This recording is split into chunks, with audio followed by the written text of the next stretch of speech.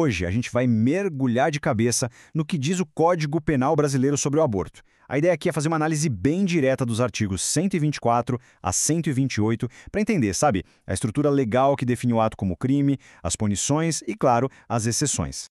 Então, o nosso roteiro é este aqui. A gente começa entendendo por que o aborto é um crime no Código.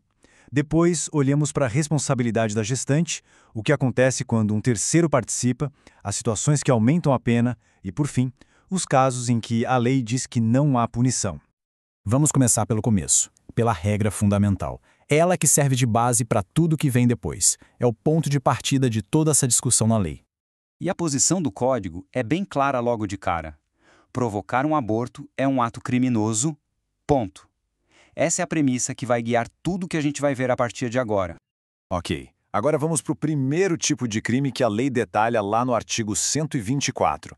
Ele foca especificamente nas ações da própria pessoa gestante.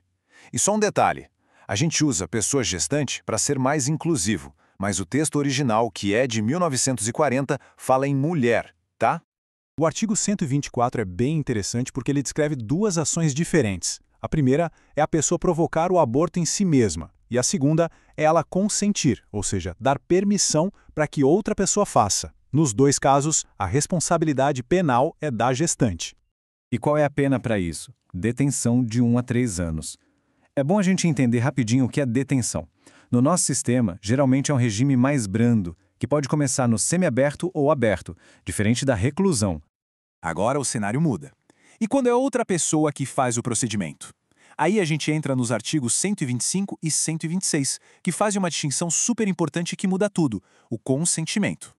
Olha só a diferença que o consentimento faz. É o dia e a noite. Sem o consentimento da gestante, o artigo 125 fala em reclusão de 3 a 10 anos, uma pena bem pesada. Agora, com o consentimento, o artigo 126 já baixa essa pena para 1 a 4 anos. E veja que agora a gente está falando de reclusão, que é um regime mais severo e que pode sim começar em regime fechado. Essa diferença gritante nas penas mostra o peso que a lei dá para a autonomia da pessoa gestante. Mas e se a pessoa consentiu, mas esse consentimento não for, digamos, válido aos olhos da lei? Pois é, o Código pensa nisso também e as consequências são bem sérias. A lei diz que o consentimento não vale em algumas situações bem específicas. Se a gestante tem menos de 14 anos, por exemplo, ou se ela for considerada incapaz, e aqui o Código usa os termos da época, alienada ou débil mental. O mesmo vale se o consentimento foi obtido por fraude, ameaça grave ou violência. Nesses casos, não importa se a pessoa disse sim. Para a lei, é como se ela nunca tivesse concordado, e aí se aplica a pena mais dura, a do artigo 125. Bom, e não para por aí. As penas que a gente viu, elas não são o teto. Elas podem aumentar dependendo do que acontece com a saúde da pessoa gestante. É o que diz o artigo 127. Ele basicamente funciona como um aumentador de pena. Se o procedimento feito por um terceiro causa um dano extra, como uma lesão corporal grave ou até a morte da gestante, a punição fica maior. Então, se o aborto resulta numa lesão corpórea grave para a gestante, a pena original, seja a do crime com ou sem consentimento, é aumentada em 1/3. E no pior cenário, se a pessoa gestante morre por causa do procedimento, a pena simplesmente dobra. É a consequência mais grave que o Código prevê nessa parte. Ok, depois de definir todos os crimes e as penas, a lei abre um espacinho para exceções. Duas situações bem específicas em que o ato de provocar o aborto não é punido. E aqui tem um detalhe que é fundamental. Essas exceções só valem se o procedimento for feito por um médico. A lei exige a qualificação profissional. Não é qualquer pessoa que pode realizar. E as duas exceções são essas aqui.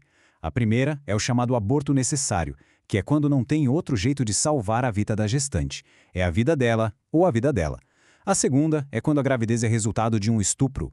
Nesse caso, o aborto pode ser feito, desde que tenha o consentimento da gestante ou, se for o caso, do seu representante legal.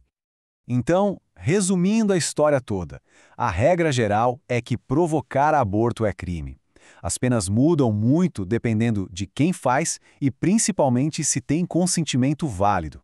As consequências para a saúde da gestante podem deixar a pena ainda maior.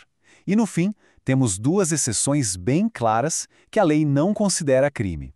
É essa a estrutura. E isso tudo deixa a gente com uma pulga atrás da orelha, né? Esse Código Penal é de 1940, mais de 80 anos atrás. Fica a pergunta: como uma lei, escrita num tempo tão diferente, dialoga com a sociedade de hoje? Como ela evolui ou não evolui? É uma reflexão importante.